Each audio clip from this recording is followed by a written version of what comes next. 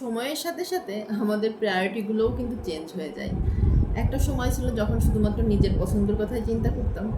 বিয়ে হলো, তারপরে হাজব্যান্ডের পছন্দেরগুলো চিন্তা করতাম যে ও কী পছন্দ করে, সেগুলোই রান্না করার চিন্তা করতাম।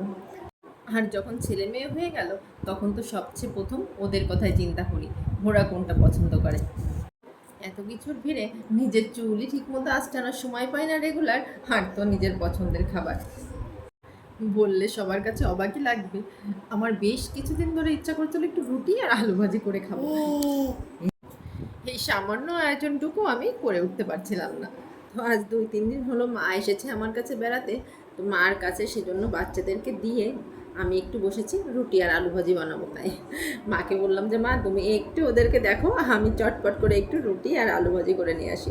এরাই তো এই যে সকাল সকাল শুরু করে দিয়েছি আমার রুটি আর আলু ভাজির প্রিপারেশান। তো ভাবলাম যে আপনাদের সাথেও একটু শেয়ার করি, কে কে আমার মতো এরকম পছন্দ করেন বলেন তো রুটি আর আলু ভাজি। কমেন্টে কিন্তু আমাকে অবশ্যই জানাবেন।